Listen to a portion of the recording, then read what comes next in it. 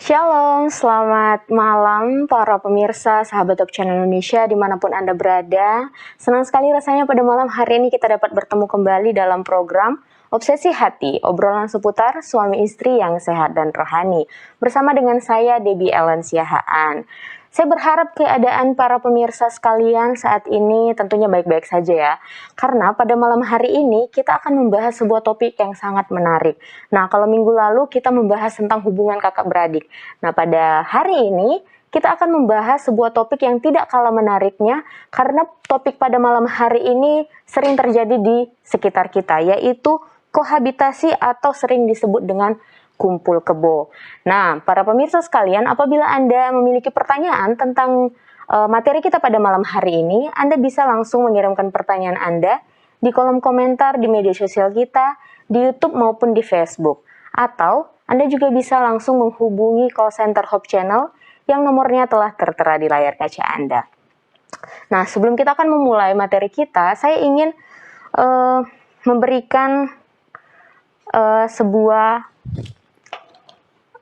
buku ini. Hope Channel ingin membagikan sebuah buku gratis kepada para pemirsa. Judulnya adalah Harapan Bagi Keluarga Masa Kini. Nah, Hope Channel ingin membagikan buku ini secara gratis kepada para pemirsa sekalian. Nah, bagaimana caranya? Gampang sekali, Anda bisa langsung hubungi call center Hope Channel. Nomornya telah tertera di layar kaca Anda. Anda tinggal cantumkan nama Anda, alamat, dan Hope Channel langsung akan mengirimkan buku ini ke rumah Anda masing-masing. Nah, tidak perlu berlama-lama lagi, kita langsung saja menyapa moderator kita, yaitu keluarga Bapak Evangelis Stefanus Wijaya. Shalom, selamat malam Bapak dan Ibu. Selamat malam, shalom Ellen. Bagaimana kabarnya Bapak dan Ibu? Puji Tuhan, kita masih tetap sehat. Puji Tuhan. Baik Bapak dan Ibu, untuk kesempatan kali ini saya serahkan kepada Bapak dan Ibu untuk memandu acara. Terima kasih Ellen, terima kasih Ellen. Para pemirsa di mana saja sudah berada saat ini, kami senang saya bersama istri saya, Jenny Sitia, mengucapkan selamat datang dalam acara Obsesi Hati, yaitu obrolan seputar suami istri yang sehat dan rohani. Nah, para pemirsa, pada malam hari ini kita akan membahas sebuah judul yang sangat menarik, yaitu mengenai Kohabitasi. apa itu kohabitasi? Kumpul kebo. Kumpul kebo. Oh, kumpul kebo. Itu kumpul kebo kan boleh. Siapa bilang boleh? Emang nggak boleh? Nah, kalau gitu saya juga nggak tahu boleh apa enggak ya. Nah, Coba kita tanya kepada narasumber. Malam hari ini narasumber kita adalah Pendeta Dr. Jonathan Kuntara dan istrinya Dr. Kathleen Kuntara. Nah, para pemirsa, untuk memulai acara ini kita tunduk kepala dan kita berdoa. Terima kasih Tuhan, pada malam hari yang indah ini, waktu di Amerika, pagi hari, kami sangat bersyukur oleh sebab kami bisa mendapatkan pelajaran yang begitu indah yang akan dibawakan oleh Pendeta Dr. Jonathan Kuntara dan Ibu. Biarlah kami bisa mendengarkan dan menjawab pertanyaan-pertanyaan yang selama ini kami sering bertanya, apakah boleh kumpul kebo? Dan kalau tidak boleh, kenapa? Dan apa konsekuensi kumpul kebo? Dan bagaimana kata Alkitab mengenai kumpul kebo ini? Tuhan, terima kasih Engkau telah mengutus hamba-Mu, Pendeta Dr. Jonathan Kuntara dan Ibu, sehingga kami bisa belajar pada saat ini. Biarlah Roh Kudus menuntun kami. Di dalam nama-Mu yang indah, Yesus, kami berdoa. Amin. Amin. Para pemirsa, sebelum Pendeta Dr. Jonathan Kuntara dan Ibu membawakan seminar atau topik mengenai kumpul kebo, saya ingin membacakan sebuah ayat. Di dalam Kejadian 2 ayat 24 disebutkan, sebab itu seorang laki-laki akan meninggalkan ayahnya dan ibunya dan bersatu dengan istrinya, sehingga keduanya menjadi satu daging. Nah, para pemirsa, dari satu ayat ini kita minta narasumber kita untuk membahas judul yang sangat hangat pada malam hari ini. Oleh sebab itu, jangan tinggalkan tempat Anda, kita dengarkan baik-baik. Silakan Pendeta Dr. Jonathan Kutarap dan Ibu untuk membawakan presentasi tentang kumpul kebo. Apakah boleh atau tidak boleh? Silakan Pak Pendeta. Tetapi sebelumnya, karena ini masih suasana Imlek, saya ingin juga menyapa para pemirsa dan narasumber kita untuk mengucapkan selamat tahun baru Imlek. 新年快乐，万事如意，恭喜恭喜！ Kongsi. Semoga kita panjang umur, sehat, murah rezeki, dan Tuhan memberkati selalu. Amin. Silakan Pak Pendeta dan Ibu. Baik pemirsa, Sinian Kuala, ya Kiong Hi, Sinchun Kong Hui atau Kongsi Facai. Kiranya Tuhan memberkati kita pada tahun yang baru ini. Tahun harimau. Tahun harimau, ya. Baik, kuat, mudah-mudahan kuat dalam ekonomi dan sebagainya, dan teristimewa kuat di dalam rumah tangga. Nah, ini masalah kohabitasi memang menjadi satu hal yang menjadi tanda tanya kepada banyak orang, ya. Kalau orang sudah mencintai satu sama lain tapi masih belum siap untuk menikah, apa salahnya sih ya, kumpul kebo dan sebagainya. Baik, kita akan coba pelajari dan kembali kepada ayat yang telah dibacakan oleh Yeni tadi. Apa yang dikatakan dalam Kejadian 2 ayat yang ke-24? Ya, sebab itu seorang laki-laki akan meninggalkan ayahnya dan ibunya dan bersatu dengan istrinya sehingga keduanya menjadi satu daging. Jadi ada satu proses, ya. Iya. Nah, kita lihat sebetulnya ya, kalau lihat kepada proses ini sesuai dengan ayat ini ya, bahwa sebetulnya usia sudah harus siap untuk berpisah dari orang tua ya. Artinya sudah dapat berdiri sendiri, berdikari ya. Itu berarti sudah dewasa, bukan hanya fisik tetapi juga mental, rohani dan sosial ya. Tetapi satu hal yang sangat penting ialah dikatakan jadi usia sudah cukup bisa meninggalkan orang tua, terus dikatakan cleaving atau bersatu. Bersatu itu adalah pernikahan resmi. Pernikahan yang resmi, ya. Jadi pernikahan resmi yang dimaksudkan apakah itu ada catatan sipil ataupun pernikahan gereja ataupun mungkin pernikahan yang resmi sesuai dengan agama masing-masing, ya. Sesudah resmi baru sedaging, ya. Tetapi banyak sekali yang terjadi sekarang ini sudah sedaging, tapi belum menikah secara resmi, ya. Belum siap meninggalkan orang tua, belum ada pekerjaan dan sebagainya, atau ya dalam ketidaksiapan ini mereka rasa bahwa pokoknya kan kita cinta satu sama lain. Jadi sudah satu daging, satu rumah, ya, tetapi tidak menikah secara resmi. Nah, sebetulnya kita mau coba pelajari apa arti kumpul kebo ini. Ya, sebenarnya kohabitasi itu adalah terminologi yang tepat, ya, atau kumpul kebo adalah hidup bersama sebagai suami istri tapi belum menikah, jadi di luar pernikahan. Jadi istilah kumpul kebo umumnya digunakan saat dua orang belum menikah hidup bersama dan terlibat dalam hubungan romantis atau intim. Ya, mereka melakukan hubungan seksual di luar pernikahan dalam jangka waktu yang panjang atau permanen, ya. Terus tinggal bersama tapi tidak menikah. Nah, tidak ada surat-surat dan sebagainya. Ya.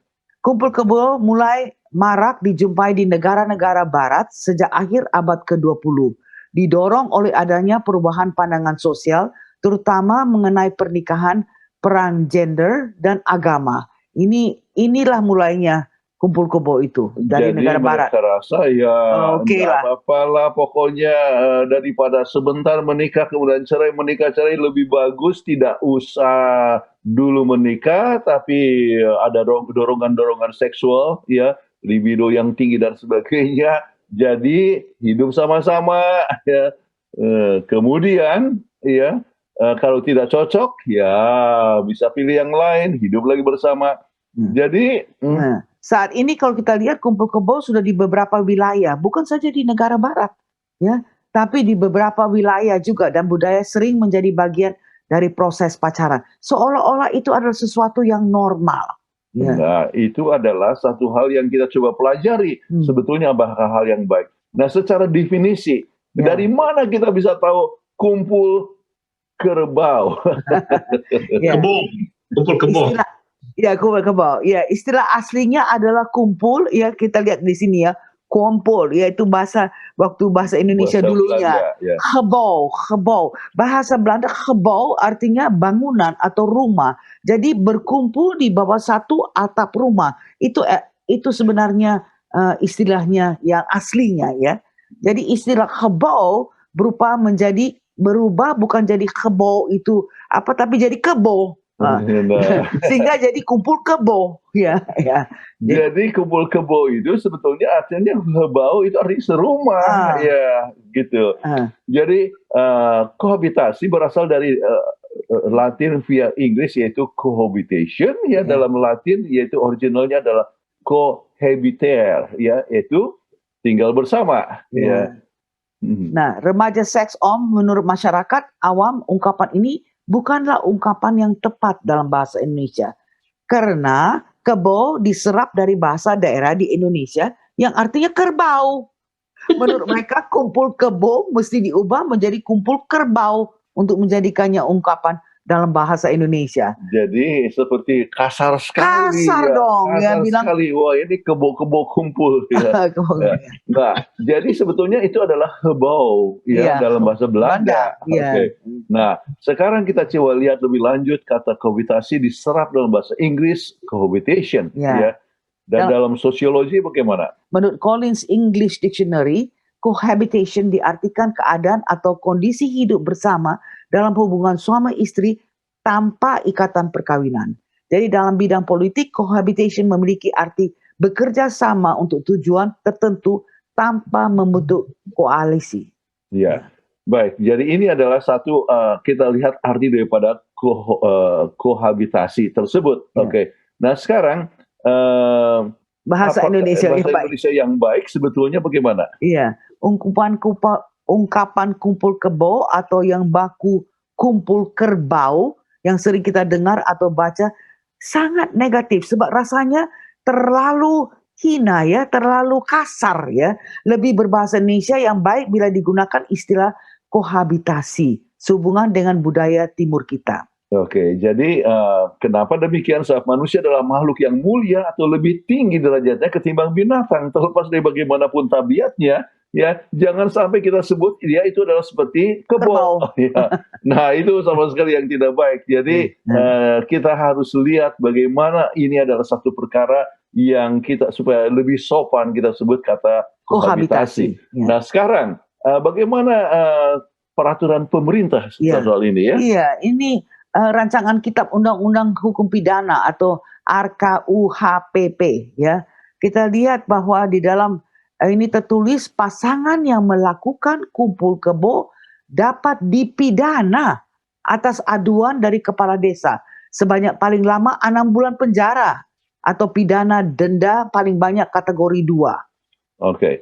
Jadi konten ini telah tayang di artinya ada di dalam informasi melalui Kompasiana ya tentang kumpul kebo.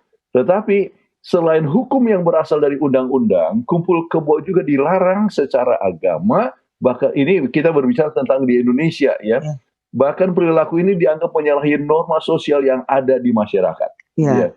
Jelaslah bicara masalah kumpul hukum yang ada di Indonesia tentang kohabitasi akan sangat rumit. Karena dalam bermasyarakat agama menjadi salah satu foundation yang sangat penting bagi kehidupan masyarakat kita. Jadi kita demikian masyarakat kita di Indonesia masih belum menerima akan keadaan atau pola hidup yang seperti ini ya. Nah, tetapi kalau di Amerika ini adalah satu perkara yang makin lama makin keterima, banyak sekali yang melakukan ini. Coba kita lihat statistik di Amerika. Ya, dari tahun 1970-an hanya 0,2% saja yang kumpul kebo. Sekarang sudah naik. Jadi 15% dari usia 18 sampai 34 tahun kumpul kebo. Iya. Kemudian dikatakan bahwa 2/3 perempuan ya sekitar 64% pernah kumpul kebo. Ya. Dan jumlahnya bisa sampai 70%. Jadi kita lihat ini sudah makin tinggi trennya di Amerika ini. Ya, jumlah ini lebih dari 2 kali dibandingkan dengan tahun 1987. Ya. Jadi dengan demikian kumpul kebo sudah jadi umum. Kita sering kalau pergi ke mana-mana, oh I live with my boyfriend katanya. Ya. Dan nggak malu-malu bilangnya. Iya. Ya. Kemudian saya ketemu dengan satu orang ya, oh sesudah kami punya 3 anak, kami ambil keputusan untuk menikah di gereja. Ya. Dan yang lucunya mereka sangat bangga. Mereka ambil foto perkawinan itu ya sambil gandeng tangan istri, satu gandeng baby. Jadi kita bilang waduh sudah rasanya rada aneh ya. Agak aneh sebab sebelum artinya menikah, artinya pada saat pernikahan sudah punya anak.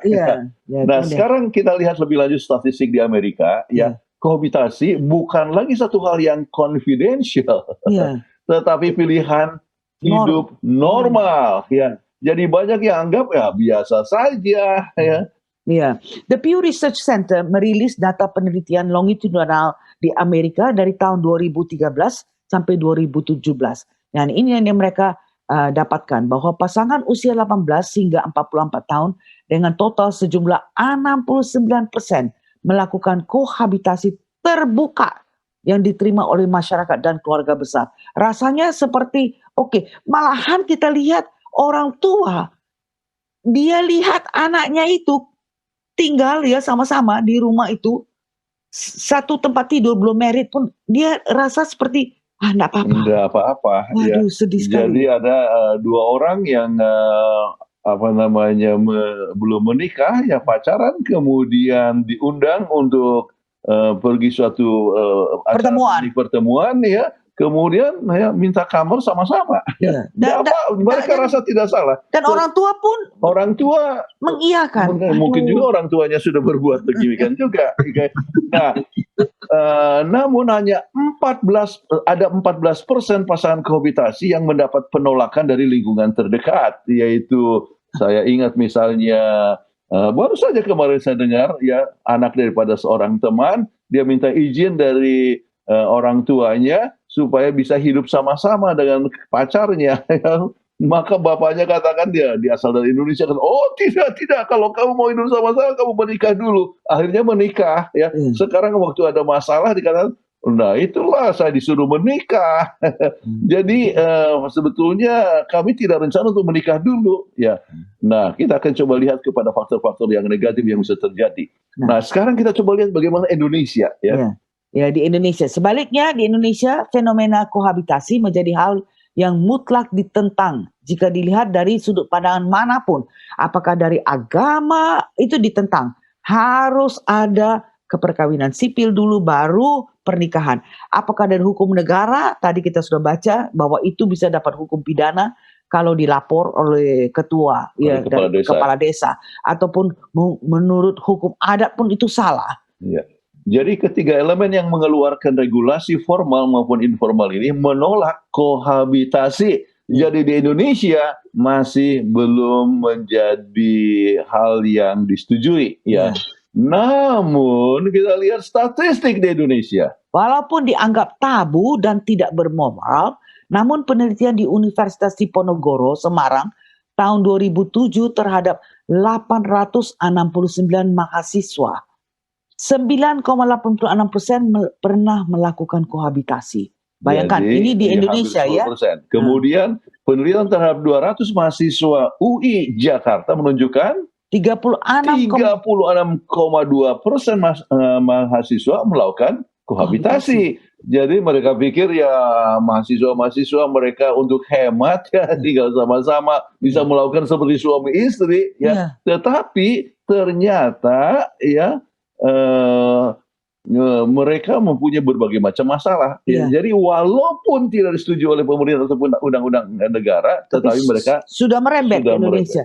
Dan ini barusan ini saya ketemu orang katanya, oh iya kita tinggal, karena bayangkan saya tinggal di kos rumah itu 1.750 ya, itu satu kamar. Sedangkan kalau tinggal sama ini sama saya punya pacar ini wah lebih murah katanya. Jadi dia merasa itu adalah salah satu cara untuk menghemat Waduh, Untuk saya menghemat, jadi hidup sama-sama, sama, ya. iya. Jadi dan dikata, oh, dan kami hanya punya satu tempat tidur. Iya, waduh, saya dengarnya pun jadi gini, tersentak ya rasanya seperti kok begini. Oke.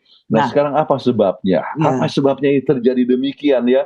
Cukup naiknya persentase kohabitasi di Indonesia. ya, karena pengaruh budaya, ya, budaya luar negeri melalui TV, orang lihat, oh, soal biasa, solbi itu, dan sosial media yang menganggap kumpul kebo adalah soal biasa. Oh, jadi kalau gitu, sedangkan di luar negeri bisa kok, kenapa kita nggak bisa di sini? Ah, Iya, ini. jadi biasa nonton video dan sebagainya, hal-hal itu baru ketemu kemudian hidup bersama-sama, ya. Hmm.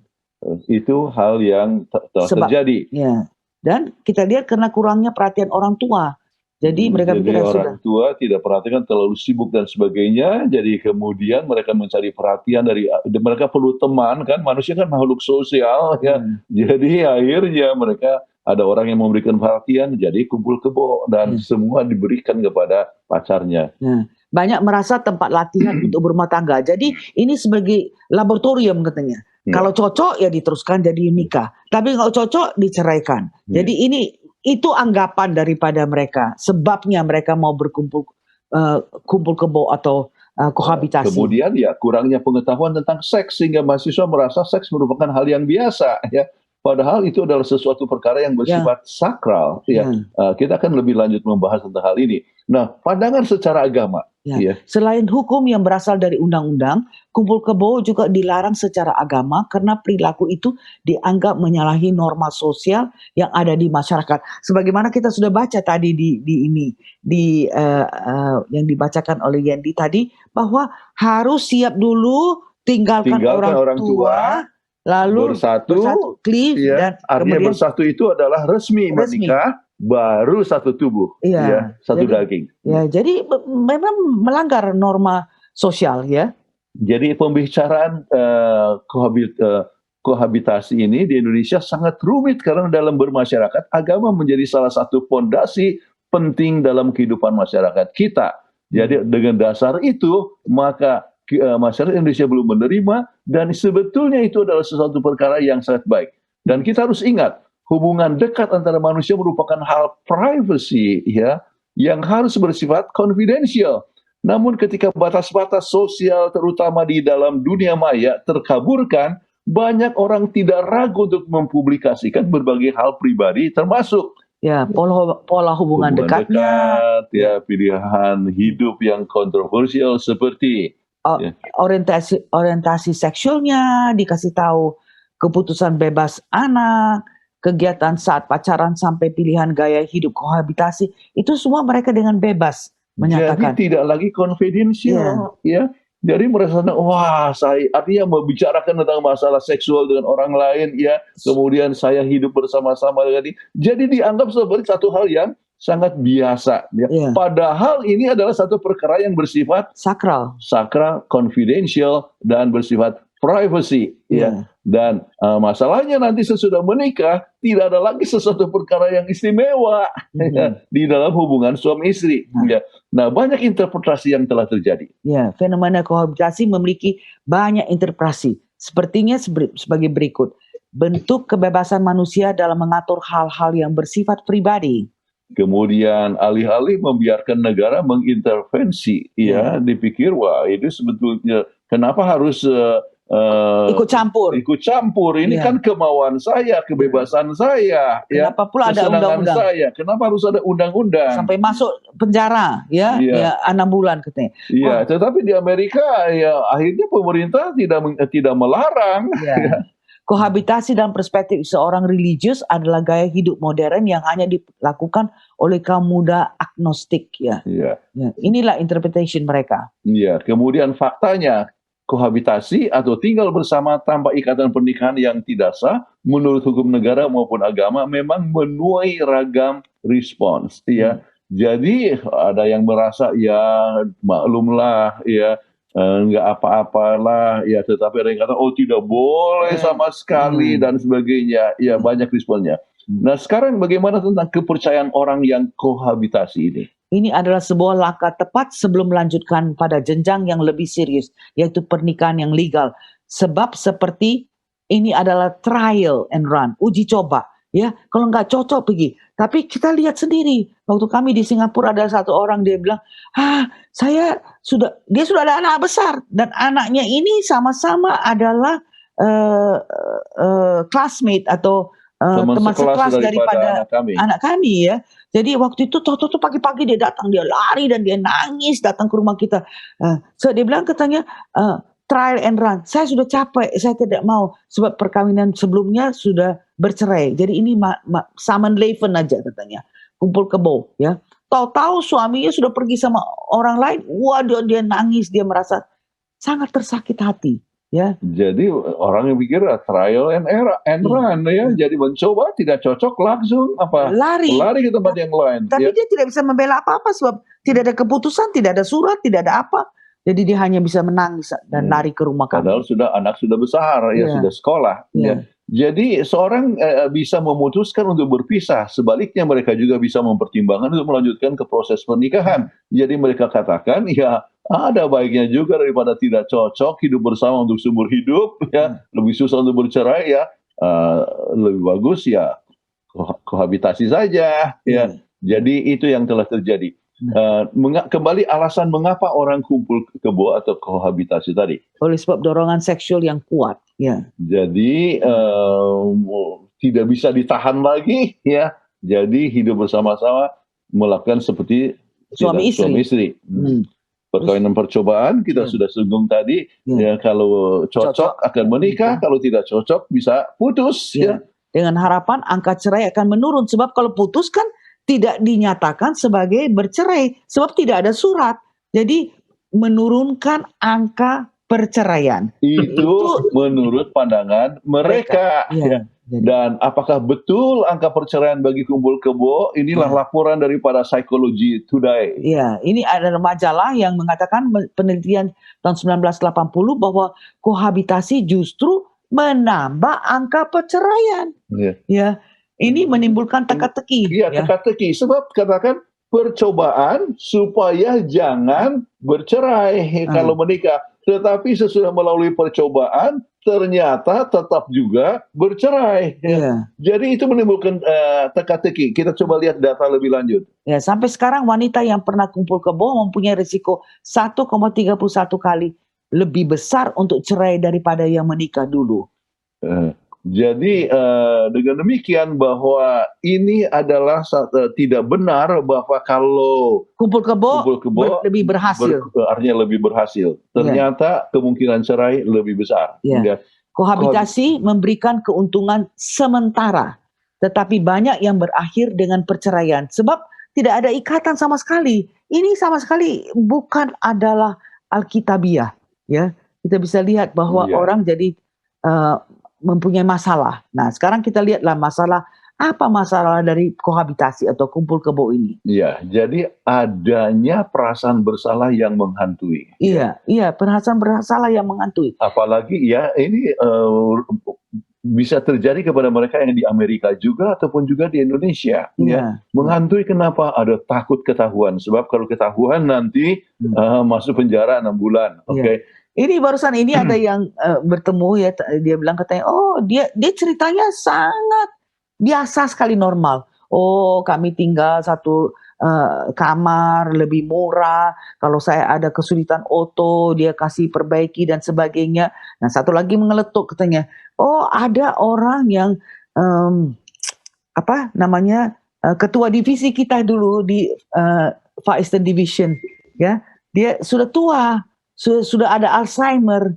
Jadi dia bilang katanya nangis dia. Lagi tidur sama-sama nangis dia. Terus ini istrinya yang bilang katanya, "Kenapa? Kenapa?" Suaminya bilang, "Kenapa kamu nangis?" Ini pendeta Eldridge ya. Dia katakan, iya, istrinya bilang, "Kita kan belum nikah.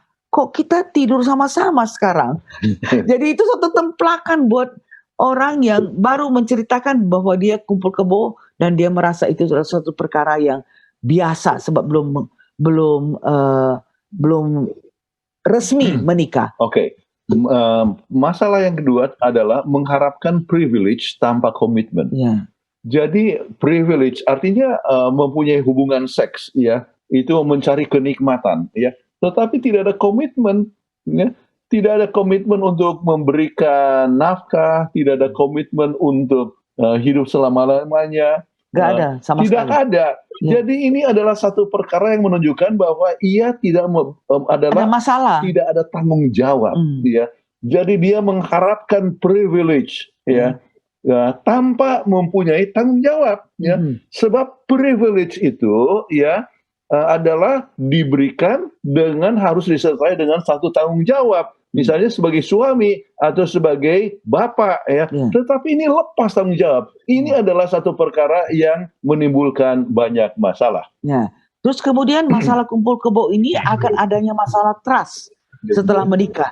Wah, waktu dulu belum menikah sudah begini.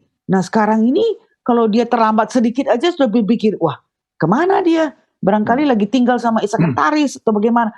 Trustnya sudah nggak ada. Saya masih lihat ada satu pasien itu ya, dia saking pikirkannya selalu masa yang lalu itu, dia lagi potong-potong itu bawang, akhir terpotong jarinya. Karena dia bilang, ya saya terpikir dulu masalah gimana suami saya ini bagaimana sudah. Sebab tidak ada trust, ya. Inilah masalah kumpul kebo. Jadi kalau rumah tangga tidak ada kepercayaan, akan dibawa ini rumah tangga akan dibawa kemana, ya? Jadi selalu curiga dan sebagainya, ya. Kebahagiaan itu terganggu. Itu dapat terjadi kepada keluarga yang memulai dengan kumpul kebo. Ya. Membuat masalah sakral menjadi soal biasa. Nggak bisa, ya. Tuhan itu yang menciptakan kita. Tuhan yang menciptakan pernikahan. Iya, dan Tuhan yang telah memberikan prosesnya, yaitu harus tinggalkan orang tua, menikah secara resmi, baru satu tubuh, satu daging. Jadi kalau tidak mengikuti rencana ini, maka berantakan. Jadi di rumah, artinya sesudah menikah pun ada hubungan dengan orang lain dianggap soal biasa saja, sebab tidak melihat itu sebagai satu hubungan yang suci. Dan kemudian akan mudah sekali untuk berganti pasangan. Memang banyak yang terus sudah tamat kedokteran, kita lihat masih sama-sama terus. Tapi ganti terus. Jadi sangat menyedihkan, seolah-olah perempuan itu tidak mempunyai feeling, ya. Dia tinggalkan aja saja. Dan tidak lagi berharga, ya. Tidak menghormati akan hak-hak perempuan, ya. Yang sebetulnya harus langgeng. Ya. Perkawinan melibatkan keluarga besar, gereja, negara, sehingga lebih susah untuk cerai. Apalagi kalau perkawinan adat, ya kan kita lihat kan, wah itu ada famili dari wanita, famili dari pria, itu sudah sama-sama mengadakan persetujuan, sehingga untuk mengadakan perceraian itu lebih susah, ya. Tapi ini kalau kumpul kebo, mana ada persetujuan orang famili dari perempuan atau famili dari laki-laki, ya mereka tinggal sama-sama aja. Jadi lebih mudah untuk bercerai. Iya. Jadi perkawinan secara resmi adalah sesuatu perkara yang lebih baik dan yang terbaik, dan itulah adalah sesuai dengan agama ataupun negara ataupun juga masyarakat di mana kita berada. Nah, satu poin yang sangat penting yang kita akan coba bahas, ya, ialah bahwa kalau kita betul-betul mengasihi seseorang, ya, maka kasih itu harus diuji, ya, sebelum pernikahan. Dan ujian itu yang pertama adalah jarak jauh. Ya. Kalau sudah out of sight, out of mind, sudah nggak betul lagi. Iya. Jadi ada waktu untuk berpisah. Ya. Misalnya kami waktu berpacaran dulu, Kathleen berada di Medan, saya di Kupang. Ya. Atau kemudian saya di Filipina, dia di Medan. Ya, saya di Amerika, dia masih di Medan. Artinya ada masa berpisah dan tetap sayang satu sama lain. Jauh di mata, tapi tetap dekat di hati. Jadi ujian jarak jauh itu sangat penting. Jadi jangan hanya waktu dekat aja. Kemudian hidup sama-sama lagi, hidup sama-sama untuk menunjukkan bahwa kita mencintai satu sama lain. Itu tidak. Iya, kasih itu harus diuji dengan jarak. Kemudian ujian pergaulan. Ya.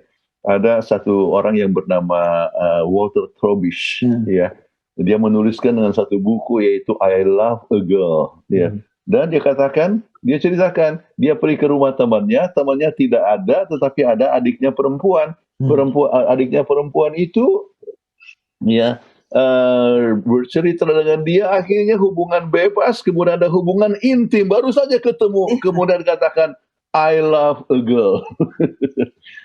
Kemudian apa yang dikatakan oleh Walter Trobis, itu bukan love, itu nafsu. Iya. Ya, kalau Anda mencintai seseorang, maka Anda akan berkata, ya, saya siap untuk menunggu. Ya. Saya siap untuk menunggu pada waktu yang tepat untuk hubungan intim. Jadi ujian pergaulan sangat penting sekali. Ya, test of companionship. Oke. Yaitu siap untuk menunggu, jangan langsung memikirkan hubungan yang intim padahal ya masih belum menikah. Ya, jadi kalau entah cerita-cerita melalui telepon dan apa, tapi masih merasa kebersamaan, nah itu bagus sebab tidak ada skin communication dan tetap masih merasa bisa sama-sama, ya artinya enaklah bercerita sama-sama.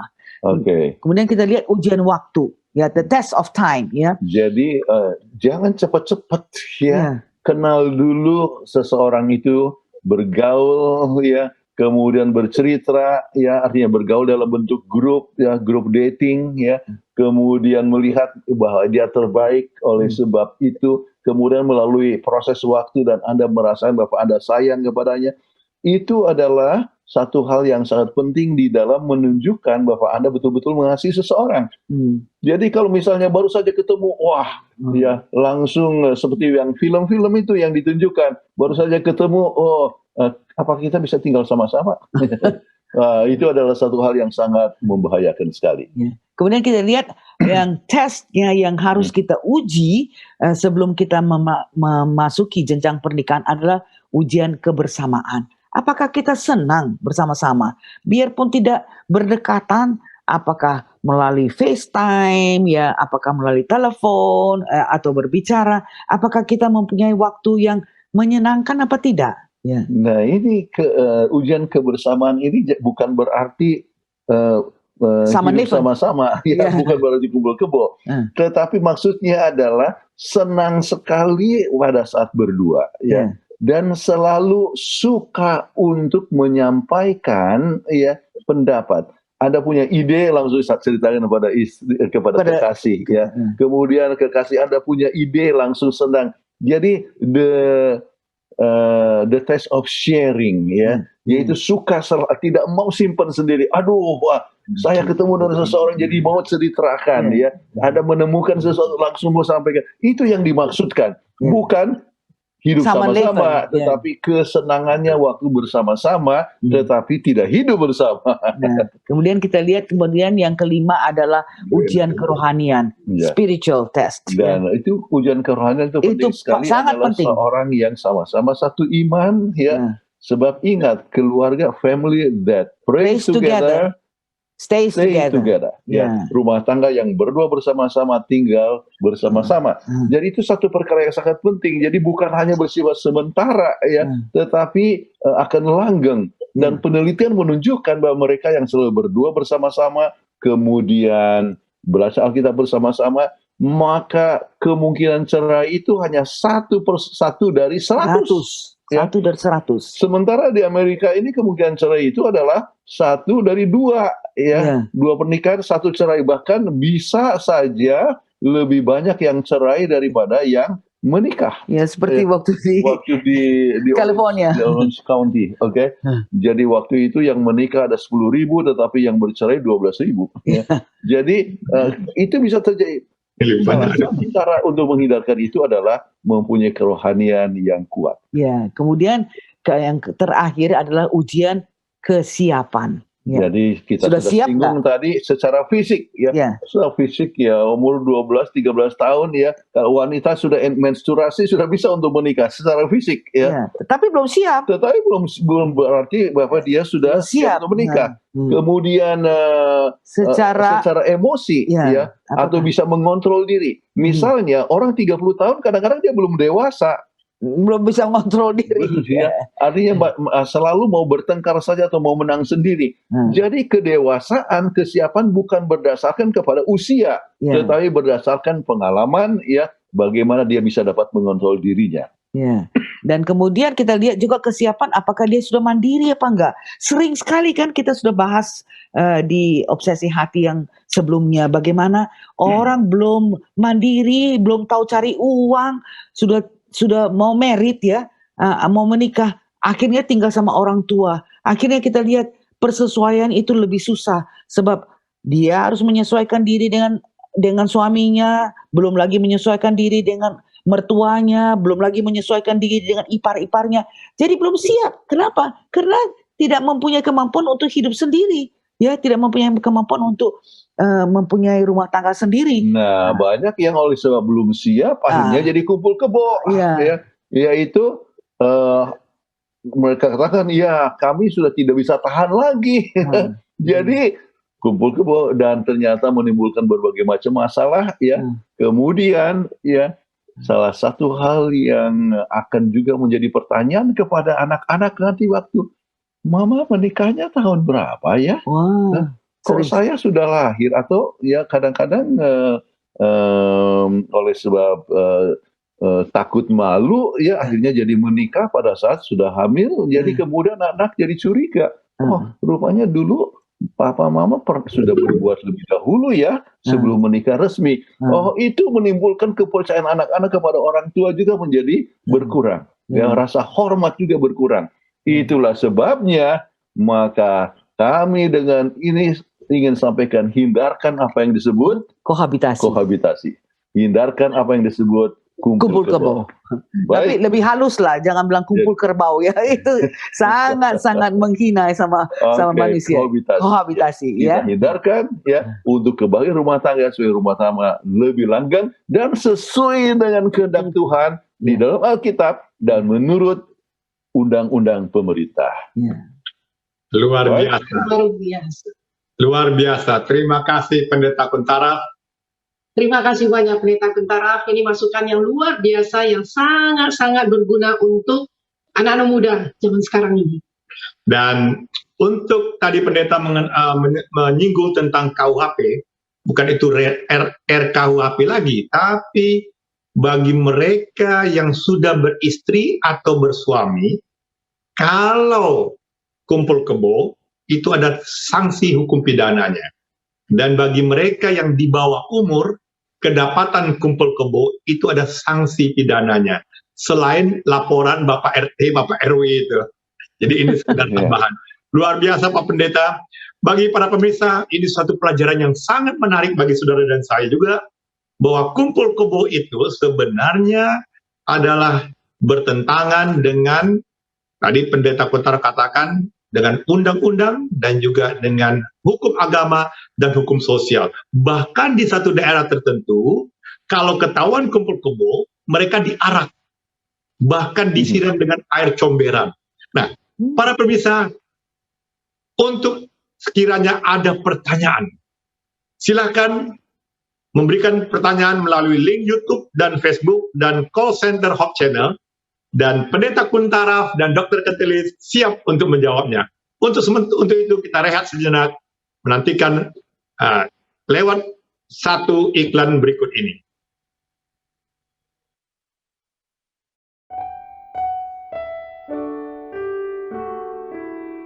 Sesudah malam fajar merekah bersama Yesus, surga mulai, kerja telah usai, oh fajar mulia. Sesudah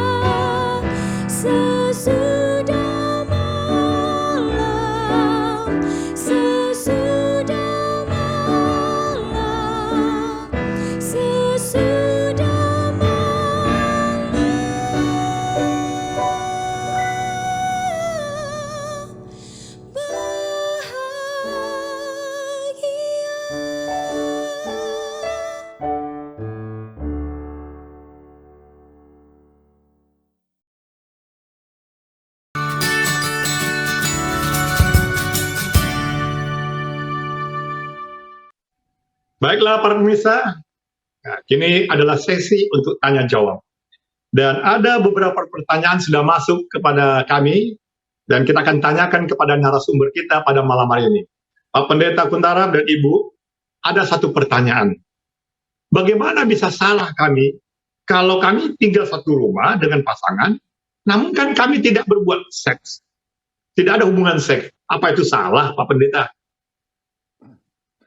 Baik, ini satu hal yang menarik bisa dilihat. Satu rumah. Satu rumah tetapi tidak ada hubungan seks. Ya. Kemudian pertama adalah bagaimana orang tahu bahwa Anda tidak ada hubungan seks? Ya. Itu jadi orang lain kan tidak tahu. Yang ketahuan adalah Dan satu rumah. satu rumah. Ya, itu satu. Ya. Faktor yang kedua, ya, ialah bahwa walaupun tidak ada hubungan seks, maka Anda telah memberikan apa perception yang salah. Evil appearance, ya, evil appearance, yaitu orang punya persepsi adalah Anda hidup sama-sama, ya. Jadi memberikan pemikiran atau persepsi yang salah tentang Anda, oke. Itu kedua. Yang ketiga, yang rugi adalah perempuan. Biasanya. Ya. Jadi, wah, masa belum menikah sudah hidup sama-sama, ya. Jadi itu menimbulkan satu perkara yang sangat negatif. Itu faktor ketiga. Faktor yang keempat ialah, ya, mula-mula tidak ada seks, tapi ya, temptation-nya tetapi besar. penggodaan itu besar sekali, ya. Untuk orang-orang muda, ya, biasanya orang muda kan melihat yang kepada wanita, ya, yang dekat, kemudian akan terjadi dorongan-dorongan seksual yang tinggi, sehingga kemungkinan untuk jatuh itu besar. Jangan Anda merasa bahwa Anda itu kuat. Ya, jangan bawa diri Anda kepada pencobaan. Jangan bawa kepada pencobaan. Ya. Jadi mula-mula ya kami tidak ada hubungan seks, ya, ya. Kami hanya ya baik-baik saja. Tetapi ya itu akan membawa Anda kepada pencobaan. Ya. Jadi dengan dasar 4 perkara tersebut, ya, atau kelima adalah kepala desa mana tahu bahwa Anda tidak bikin apa-apa. Ya. Jadi Anda lihat pokoknya Anda bersama-sama dengan satu orang dan hidup sama-sama, ya Anda bisa dilaporkan. Ya. Anda bisa masuk penjara 6 bulan. Jadi dengan 5 dasar ini hindarkanlah ya hal yang demikian. Evil appearance. Evil appearance. Yeah. Oke. Terima kasih Pendeta. Terus ini yang kedua ini ada kaitannya juga nih Pendeta. Sepertinya orang ini tahu, ya. Lalu dikatakan begini, bagaimana kalau sudah ditegur baik-baik, tapi tetap dilakukan? Iya. Mungkin Anda mengajak dia, ya, tegurannya adalah sesuatu perkara yang harus masuk di hati, ya. Tegur kadang-kadang orang pikir hanya di kepala, ya. Bagaimana menegur untuk cara yang di hati? Kemudian ada coba datang kepadanya dan katakan, ya, ya ada beberapa hal yang saya ingin singgung, ya. Ya, saya perhatikan bahwa Anda sudah ya kohabitasi dengan seseorang, ya. Kemudian mari kita lihat sama-sama apa keuntungan dan kerugiannya. Ya. Jadi dengan cara ini, nah sekarang Anda mau tujuannya adalah untuk apa? Persiapan untuk menikah. Ya. Ini tidak menjamin suatu pernikahan yang akan berbahagia. Ya. Yang kedua, ya, kalau Anda sekarang sudah demikian, maka Anda itu menganggap wanita ataupun pernikahan itu adalah satu perkara yang tidak biasa-biasa aja. Biasa-biasa saja. Bisa ganti-ganti kalau cocok jadi, kalau tidak ini. Itu adalah sangat menurunkan akan derajat daripada manusia.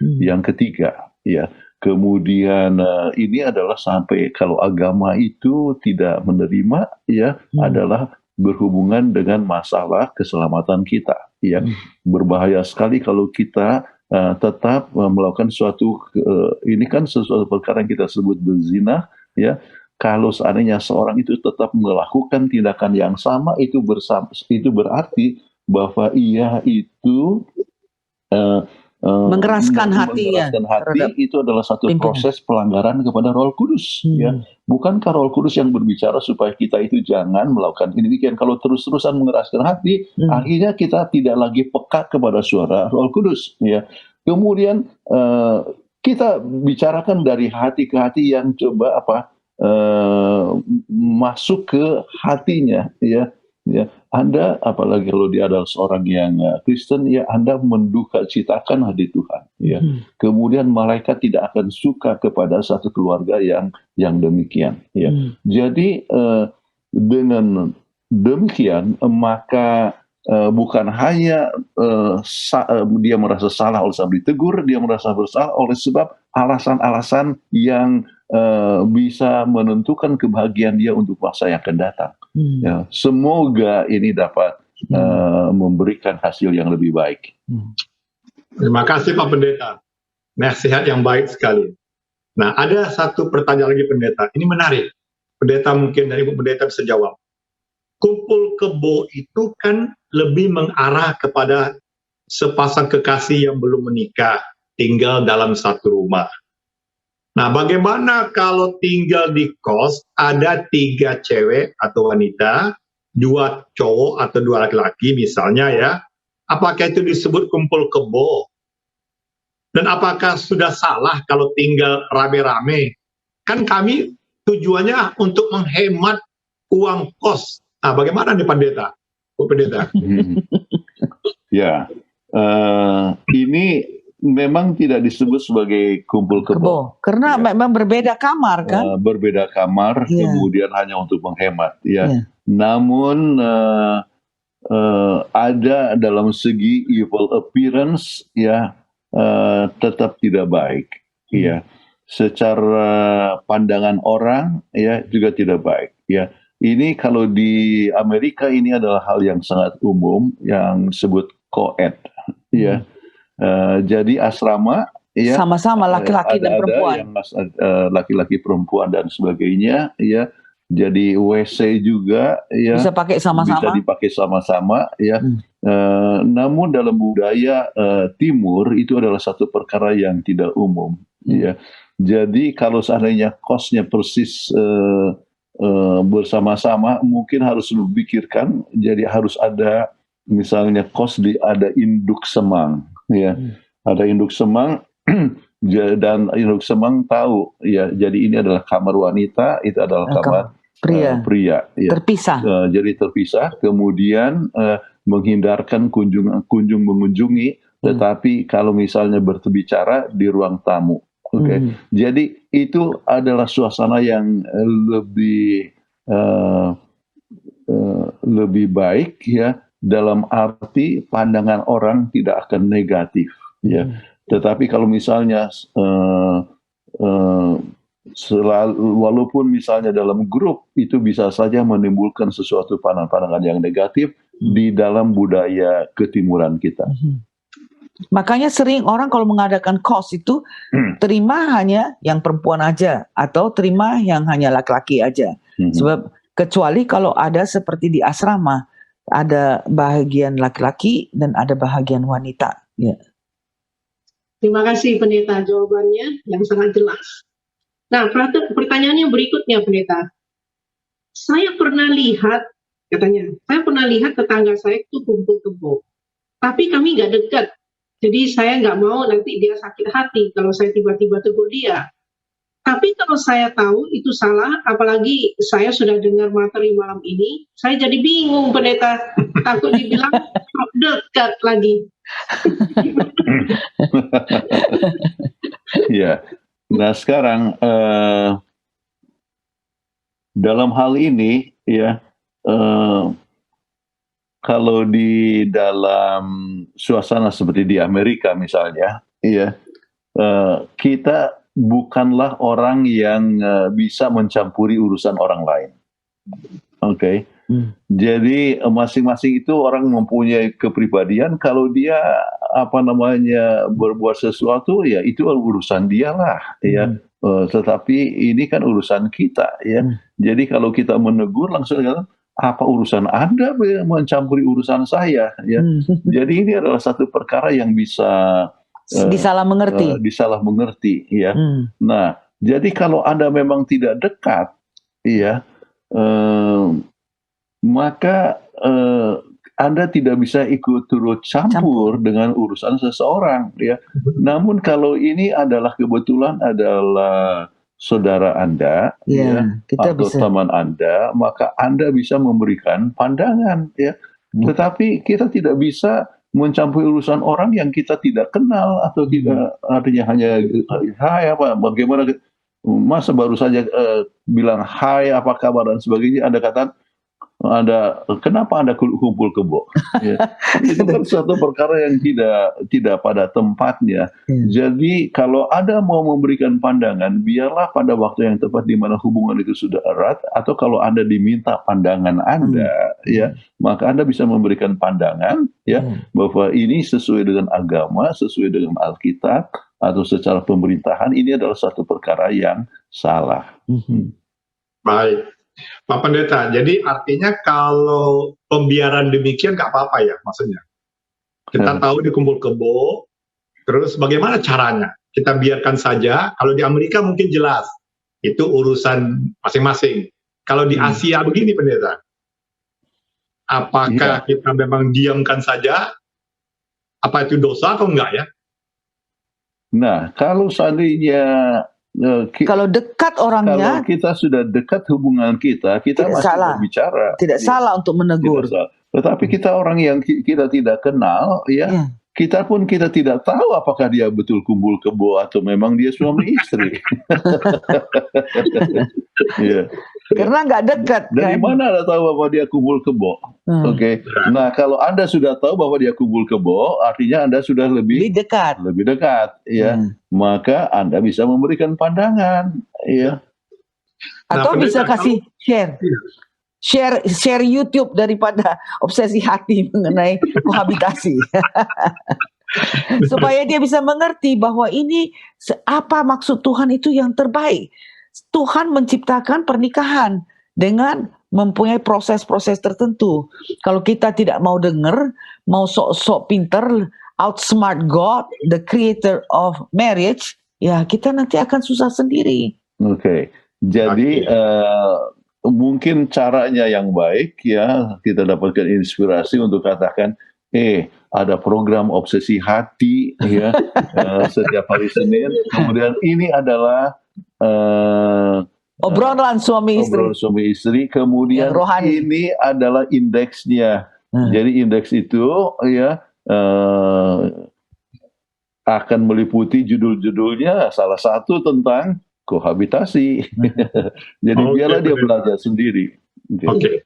Nah, ada satu pertanyaan lagi Bapak Pendeta dan Bu Pendeta. Kalau misalnya ini hukum di negara tersebut tidak mempermasalahkan, bagaimana itu? Iya. Kalau hukum tidak mempermasalahkan, ya, itu hukum negara, ya.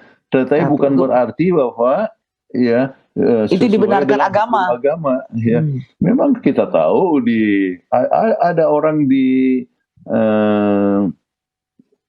Indonesia yang tadinya mau menikah, mau hidup bersama-sama, dikatakan mengasihi satu sama lain, tetapi tidak bisa untuk menikah di Indonesia sebab berbeda agama. Mereka pikirkan lebih bagus ke Belanda aja.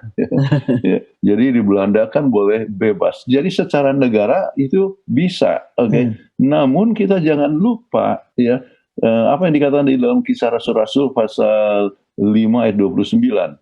Kita harus menurut Tuhan lebih daripada manusia. Jadi kalau hukum Tuhan itu kalau hukum negara tidak membenarkan, ya, maka kita harus ikuti akan hukum Tuhan, ya, yang tidak membenarkan. Ya, yang tidak membenarkan itu. Jadi hukum Tuhan haruslah segala-galanya. Jadi walaupun masyarakat menerima, ya, atau hukum negara menerima, sesuatu yang bertentangan dengan hukum Tuhan jangan kita buat. Oke, baik Pendeta. Terima kasih banyak. Ini pertanyaan yang berikut, Pendeta. Kalau tinggal serumah, tapi beda kamar, bagaimana? Itu tetap disebut kumpul kebo kah? Iya, ini berpacaran, ya. Iya. Kalau ini pacaran, ya, jadi tetap satu kamar. Itu sama seperti Kos. bukan, sama seperti pertanyaan yang pertama tadi, ya, yang kita katakan satu rumah dengan pasangan namun tidak melakukan hubungan seks, ya.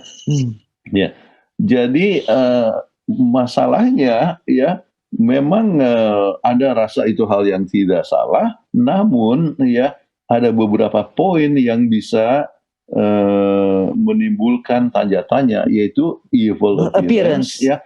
Anda serumah, ya, walaupun beda kamar, ya, tetapi tidak tahu kan, kadang-kadang Anda bisa pindah kamar di tengah malam, ya. Kita tidak tahu, ya. Kemudian orang lain juga tidak tahu. Jadi itu memberikan satu evil appearance, ya. Dan itu menimbulkan menurunkan akan derajat daripada kasihan adalah nama Wanita. baik daripada wanita, ya, ya. Itu terpengaruh, ya. Jadi ini satu hal, saya ambil contoh saja, ya. Saya punya pacar ini, ya, bukan hanya pacar, tunangan, ya. Kami sudah bertunangan tahun 74, ya. Enggak, 71, ya. 74. Oke. Kemudian saya pergi ke Medan, saya tidak nginap di rumah dia, ya. Walaupun ada orang tua loh, ya. Ada orang tua, tetapi kami tidak nginap di rumah dia, tetapi kami nginap di, ya, di rumah yang lain, ya. Kenapa kita menghindarkan apa yang disebut evil appearance, ya. Ya. Jadi itu yang terbaik, ya. Saya merasa, ya. Baik, terima kasih Pendeta. Ada lagi satu pertanyaan. Bagaimana menasihati anak muda yang kumpul kebo karena mereka meniru dari orang tua mereka? Nah, bagaimana pendapat Pendeta dan Ibu Pendeta ini? Ya. Memang susah ya, karena orang tua itu mengajar by modeling. Ya kan, kita ngajar anak dengan teladan kita. Jadi kalau orang tua sudah mengajarkan, jadi akhirnya dia dalam kata hati dia rasa tidak apa-apa, ya. Jadi dia juga kumpul kebo, okay. Namun kita harus ingat bahwa prinsip Alkitab tetap berdiri. Jadi bagaimana caranya, ya? Jadi kita bicara dari hati ke hati.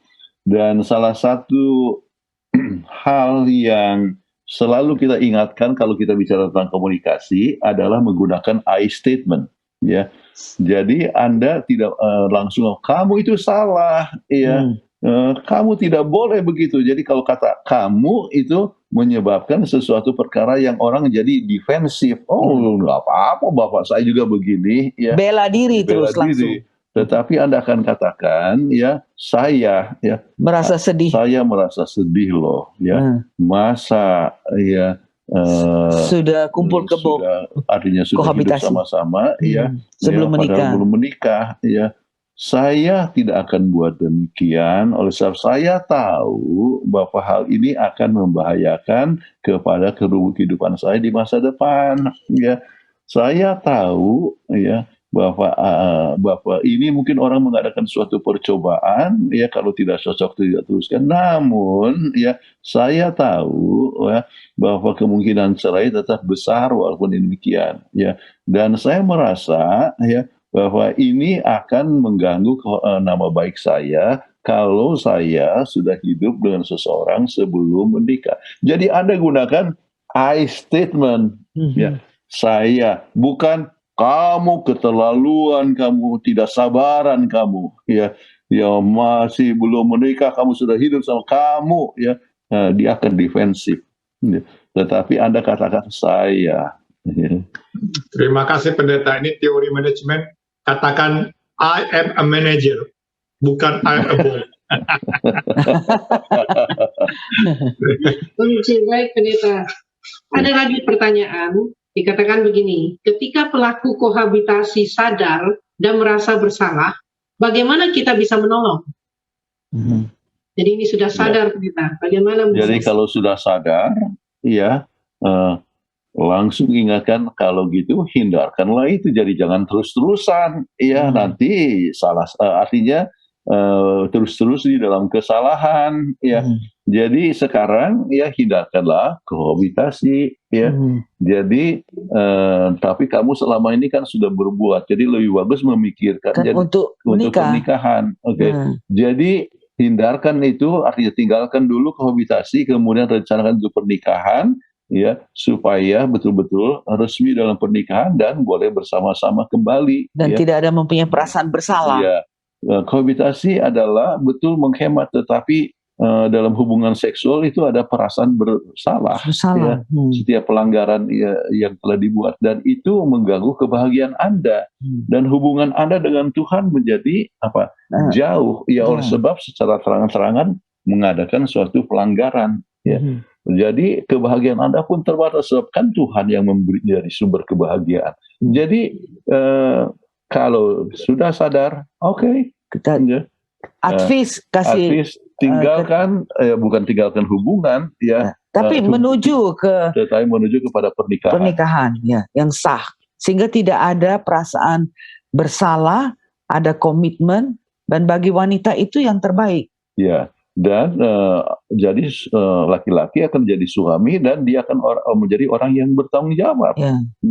Dan kalau ada jawabannya, kami nggak punya uang, Pak Pendeta, Bu Pendeta, jadi terpaksa kami kumpul kebo, bagaimana itu?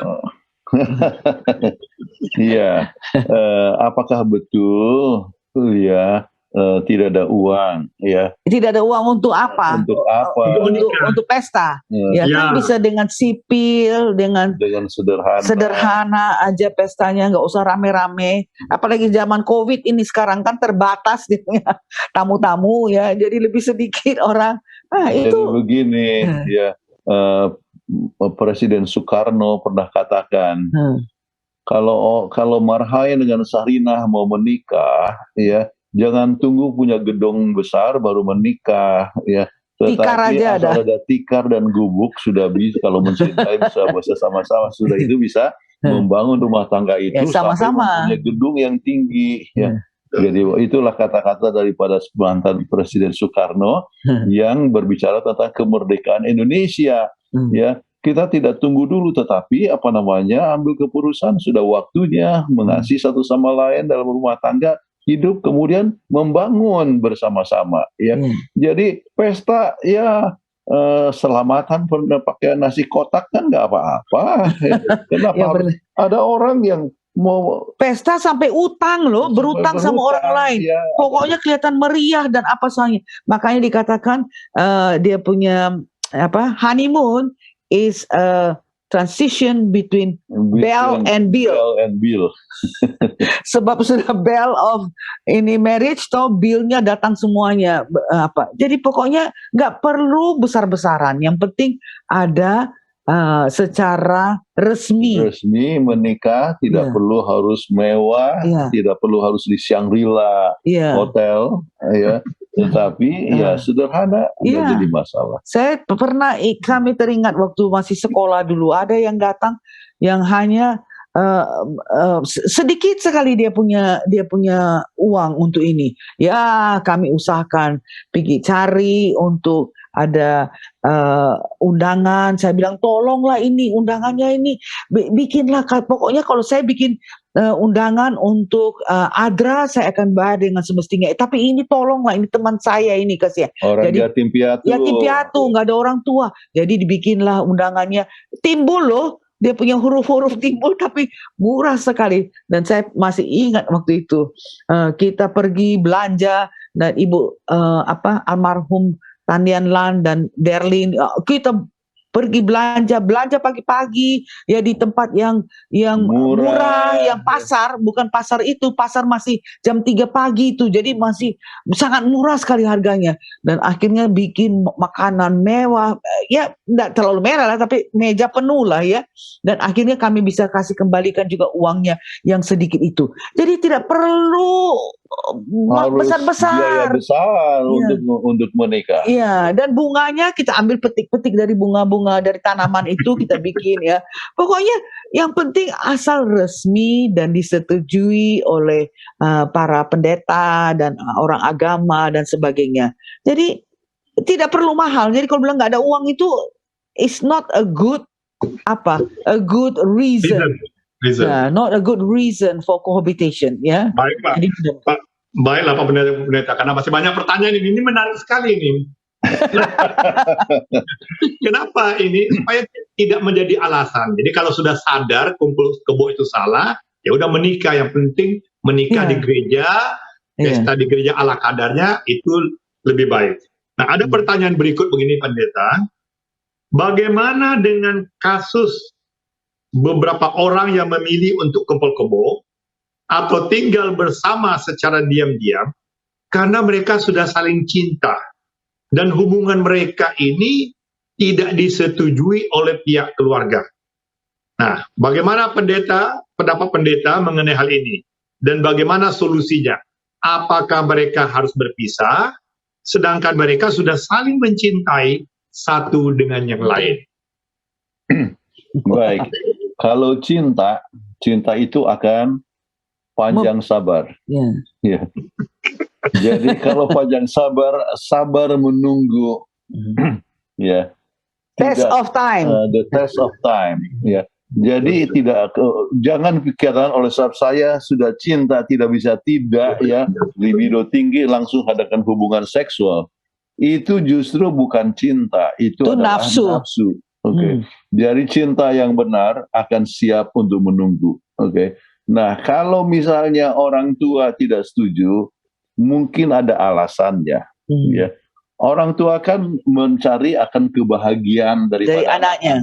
Mungkin ada orang tua tidak setuju oleh sebab ini calon suami daripada anaknya itu pengangguran dan dia suka narkoba. Ya. Pastilah orang tua. Pasti orang tua tidak setuju. Jadi Anda sebagai anak gadis harus melihat, ya, kenapa orang tua tidak setuju. Apakah itu soal prinsip atau bukan? Kalau itu adalah soal prinsip, ya, yang bisa mengganggu kebahagiaan Anda, ya, maka Anda harus dengar, ya. Maka dalam keadaan seperti itu putus lebih baik. Ya. Tetapi kalau misalnya bukan masalah prinsipil, kebetulan dia datang dari keluarga miskin, ya, kemudian orang tua mau supaya anak gadisnya yang cantik ini kawin dengan orang yang kaya. Nah, itu masalah ekonomi, ya, itu relatif, ya. Kenapa? Sebab dunia itu bisa berputar. Roda berputar. Yang dulunya miskin, bisa jadi kaya. Bisa menjadi kaya, ya.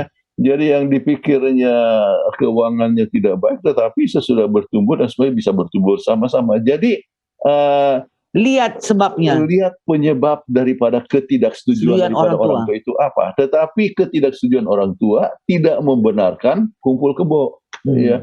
Jadi perlu untuk tetap sabar, ya. Walaupun bagaimana Anda cinta banget, ya, tetap harus sabar. Jadi dengan kata lain tidak perlu juga kawin lari, cukup kawin itu di tempat tidur atau diberkati oleh pendeta dulu, ya. Jangan kawin lari gitu. Sebab ini pertanyaannya pendeta, bagaimana pendapat pendeta mengenai hal ini? Karena mereka sudah cinta banget itu, nggak bisa dilepas lagi. Nah, bagaimana pendeta? Apakah mungkin mereka sudah seiman? Mungkin yang menyebabkan itu mungkin karena faktor ekonomi atau faktor tabiat. Ada nggak solusinya pendeta untuk supaya kedua belah pihak orang tua ini bisa setuju, akhirnya mereka bisa menikah gitu? Atau mesti mendatangkan pendeta kuntaraf dari Amerika untuk supaya orang tuanya setuju?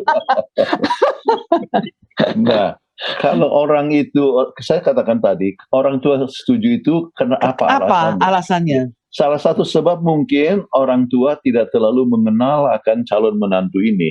Ya, untuk itu ya Anda yang menjadi gadis, ya, ataupun sebagai anak yang menyampaikan pada orang tua. Kadang-kadang orang tua tidak cukup informasi, ya, belum kenalan, ya. Saya ambil contoh, ya. eh, ada ini calon ya, kemudian ini calon menantunya ini wanita itu ya tidak langsung menyapa kepada calon mertua perempuan ya. Wah, langsung orang yang mertua perempuan ini kata, wah tidak cocok ini, lebih bagus apa namanya? Putus saja, putus saja ya. Tetapi dia tidak langsung menyapa oleh sebab dia grogi. Ya, dia grogi, nervous, tidak mau ngomong apa-apa, tetapi ininya sudah marah. Dia artinya sudah marah, tetapi sesudah lebih mengenal, ya tadinya katanya tidak setuju, ya. Tetapi anaknya sudah saling sayang satu agama, ya dan sebagainya. Akhirnya ya ini calon mertua akhirnya jadi lembut juga, ya. Akhirnya jadi menikah, ya. Tetapi mereka tidak kumpul kebo dulu. Ya, jadi tetap mempertahankan akan apanya kasih sayang dan mempunyai hubungan yang baik dan bisa mengubah akan orang tua. Jadi orang tua itu tidak selamanya anti dan seterusnya anti, tetapi bisa juga orang tua itu dapat berubah. Jadi Anda harus meyakinkan orang tua kalau memang cinta. Tetapi kalau misalnya ini calonnya itu adalah narkoba dan sebagainya, susah meyakinkan orang tua. Dalam keadaan demikian itu adalah satu hal yang cukup prinsipil. Lebih bagus Anda putuskan memang. Terima kasih pendeta. Jadi sudah ada solusinya. Baik, ini yang berikutnya, ya. Bagaimana dengan pasangan yang pada awal mulanya kumpul kebo, namun mereka pada akhirnya dipersatukan dalam pernikahan? Didoakan oleh pendeta. Ini bukan diberkati, didoakan oleh pendeta. Dan hidup sesuai dengan kehendak Tuhan. Tetapi mereka menerima cibiran atau sindiran, cerita kurang mengenakan dari lingkungan sekitar mereka yang memberikan label kepada pasangan tersebut. Ya, sebagai mantan kumpul kebo lah gitu. Walaupun sudah didoakan dan menikah secara sah, mereka yang pada awal mulanya kumpul kebo. Nah, hal tersebut pada akhirnya membuat pasangan ini merasa sakit hati. Nah, bagaimana pendeta bisa memberikan pendapat dalam kasus ini? Ya. Baik, kalau Anda sudah menikah secara resmi, ya, walaupun bagaimanapun banyak cibiran dari orang lain, ya, itu adalah satu hal yang Anda harus terima. Iya, ya, karena sudah memang bersalah sebelumnya. Memang Anda telah buat demikian, ya, tetapi lebih bagus Anda bersifat menerima, kemudian biarlah anjing menggonggong, kafilah berlalu, ya, berjalan. Tetapi kalau Anda khawatir, artinya tetap tidak bisa tahan, Anda bisa pindah kepada satu lingkungan yang baru, yang tidak mengetahui akan asal-usul Anda, ya. Jadi pindah kota, ya, mendapatkan pekerjaan di tempat yang lain, ya, atau pindah rumah, ya. Jadi hal-hal sehingga tidak ada lagi yang mencibir kepada keadaan Anda. Ya. Oke, pendeta, terima kasih. Ini ada satu pertanyaan yang menarik nih, pendeta. Izin bertanya. Bagaimana menjaga nafsu atau tidak berzina karena belum dewasa secara finansial? Yang pertama harus takut kepada Tuhan, sama seperti Yusuf, ya, waktu dipanggil gitu, no, bagaimana saya akan berbuat dosa yang besar ini? Jadi dekat dengan Tuhan. Itu. Kemudian Anda harus sibuk, ya, bekerja atau belajar, ya. Ada istilah, ada satu kutipan yang dari salah satu penulis yang terkenal namanya Ellen G. White yang dikatakan bahwa idleness is the greatest sin in the campus, ya. Jadi kemalasan adalah satu dosa yang terbesar di dalam kampus, ya. Nah, kenapa? Sebab kalau orang itu malas, tidak kerja, tidak apa-apa, langsung memikir yang negatif, ya, ya. Jadi itulah sebabnya langsung memikirkan, ya, dengan pacar ya kita kan sudah sayang satu sama lain, akhirnya ya mulai dengan jamahan-jamahan dan sebagainya akhirnya mengarah kepada hubungan seksual ya. Jadi kalau Anda ingat pertama adalah hubungan dengan Tuhan ya, Anda harus mencintai Tuhan, Tuhan mempunyai rencana yang indah bagi Anda. Yang kedua ya, Anda harus mempunyai kesibukan ya sehingga Anda tidak akan tergoda dengan hal yang demikian ya. Kemudian faktor yang ketiga ya, pikirkan akan resikonya ya. Salah satu resiko adalah kekurang percayaan. Di hari kemudian. Masalah trust ya, nanti di rumah tangga ya suami terlambat, Anda pun sudah curiga, atau istri terlambat langsung pikir wah dulu juga kan kita sudah pernah buat ya. Jadi masalah trust itu akan terganggu ya. Jadi Anda punya kebahagiaan sendiri akan terganggu sebab mungkin saja Anda melakukan suatu tindakan itu rasa senang, ada kenikmatan ya. Namun ya Anda merasakan bahwa itu adalah satu perkara yang tidak tepat. Rasa bersalah selalu menghantui. Ya, menghantui. Jadi kebahagiaan Anda itu pun jadi terganggu. Ya.